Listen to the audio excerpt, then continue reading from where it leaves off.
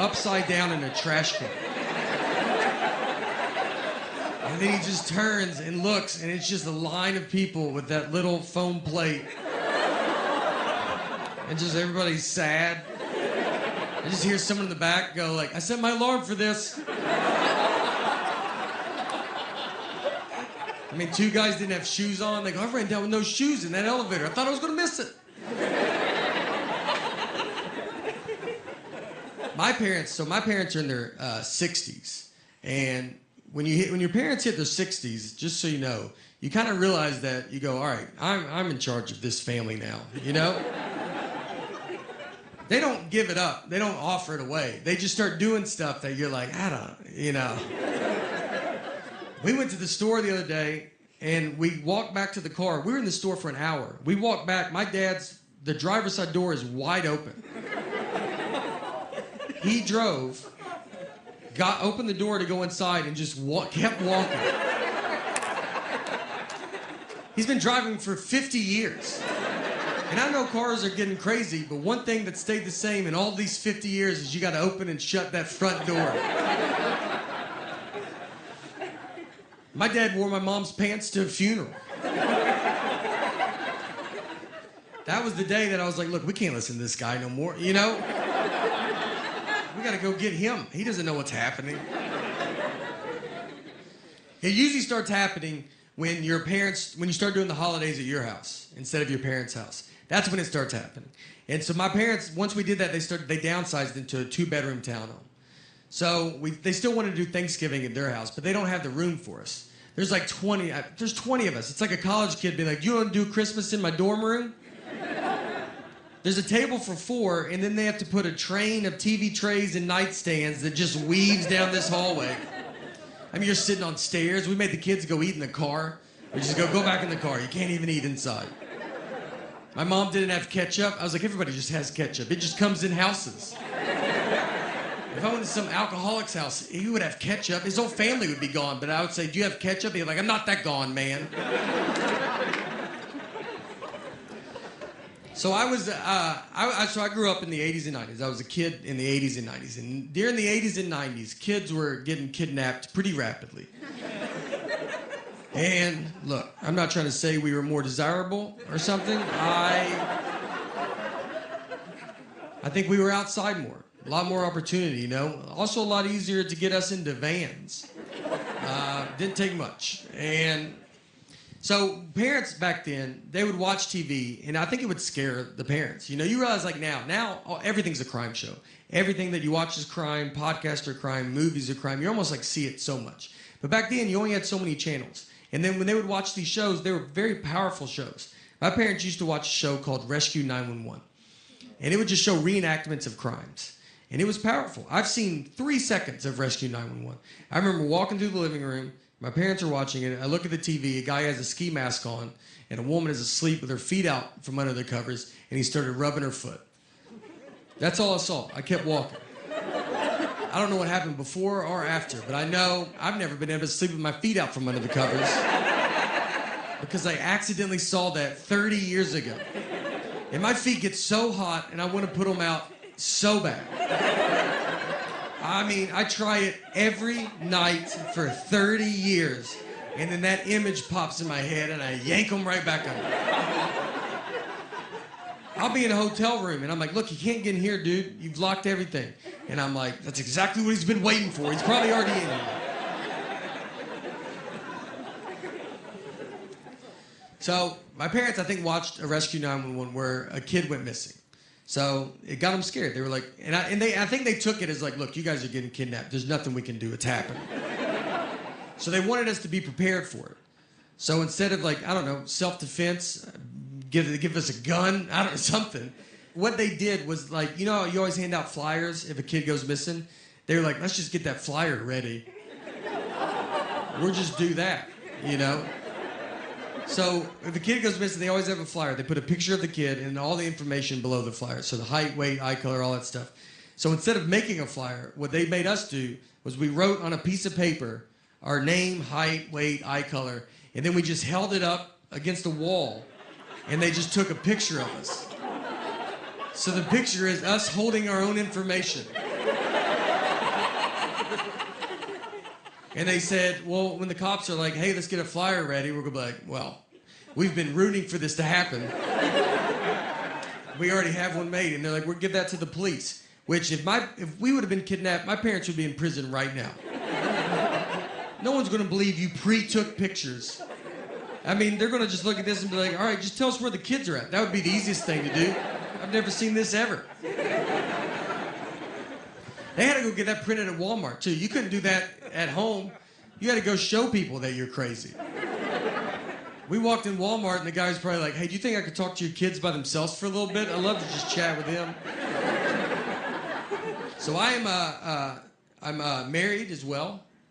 And me and my wife just celebrated our 14th wedding anniversary. And thank you. We've been together for 20 years. And I met her, it was before I ever started comedy. We both worked at Applebee's together, is where we met. We're big fans, we're big Applebee's fans, still to this day. Hold on. Let me just, it feels like, yeah, that's a good one. How many, are they not all doing the same job? You know, like, wouldn't they just be like, well, I'm already over here, so you don't got to come over here, you know? That's what it seems like they should do. They should talk more and go, I'm over here. And he goes, oh, okay, I didn't realize you were over. He's like, yeah. So don't go, I'll stay over here and you stay over there. That's like our main thing, is that we can stay right here, you know? All right. So my wife and I, we met at Applebee's. And before I ever started comedy, I was a host and she was a server. And someone asked her recently, they said, hey, do you think, did you ever imagine when you started dating that your lives would become all that it's become? And she said, well, when I met him, he was a host, and I didn't think he was smart enough to be a server. So, yeah, we've gone a little bit farther than I expected, you know? I told her I want to be a server one day, and she's like, you keep dreaming that dream, all right? I think if you try hard, you can get that menu memorized. Me and my wife, I'm the dreamer of our group. You know, I feel like in a marriage, you have one of you is a dreamer. You know, money's not real. Let's have fun. Let's go do fun stuff as much as we can. And the other person hates fun. And that's how you make a marriage. You can't have two dreamers. You're going to be homeless in an hour. You need someone that just walks around. Is fun happening? I'd like to put a stop to that. Are y'all having fun? Stop it. Is the air conditioner on? Turn it off. I married my dad, is who I married. My dad, who I thought air conditioning cost $100,000 a day to run it. When we would be on car rides, I thought if you turned it on, your car exploded. Like just gas, you were out. We're out immediately. Did someone turn the air conditioner on? My wife's always around, too. I feel just always like near, you know, especially about home. It's like I married a cat that I'm like, you just always on me. If I go to the bathroom, she's like, I'm going to paint the bathroom door while you're in there. I'm like, you couldn't do it later? No, I had all the time to do it. I thought I'd wait till you went in, and that's when I was going to start. If I eat something she doesn't approve of, she just pops up, man. I mean, I'll try to sneak it. I could eat an Oreo cookie in the attic at 3 a.m., and I would bet my life a light would cut on, and she'd be like, what are you doing up here? And if I questioned it, it was like, what are you doing up here? She's like, I'm always up here. This is when I do my attic stuff.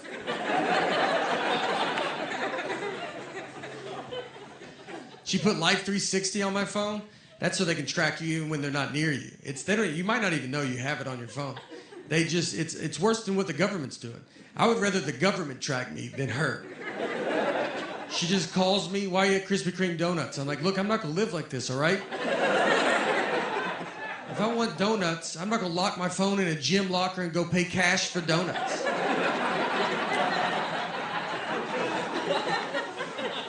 I've done it, but I'm not gonna do it every time. God forbid I go to a store she has a coupon for. I'll be walking into the parking lot just to get a call. Don't buy anything, I have a coupon. I'm like, do you think I'm gonna come home and get that coupon? Is that what you think's about to happen? I'm gonna try to pay more now that you called. I don't even know if Target allows that, but I'm gonna try to negotiate up on this toothpaste. You better hope they don't ask me to round up. I'm rounding up. I hate coupons so much, and she's addicted to them. She will not let me leave. Like, I got a coupon. I'm like, I just feel so stupid. I'm buying deodorant, and I'm like, I don't have all the money, but I'm almost there. But I do have this coupon. One day, I hope to be able to pay full price. We are saving up as much as we can. One of the best fights we got in, the fight wasn't good, just ridiculous fight, was over the saying, one fell swoop. Just over that saying. My wife and I, hold on, this is the last one. I just hear one in the background. Because you hear it from a far distance. And then it's like, he's going that way. Does it sound like he's going the other way, right? All right. Y'all are like, we don't even hear it. And I'm just up here. Just haunts me for the rest of my life. Every show, we're back and doing theaters, and I'm like, is that a helicopter? Do you guys hear a helicopter? And they're like, inside the building? I'm like, yeah, do you hear it? Does everybody hear it? Everybody get down. Everybody quiet down. Is that a helicopter in this?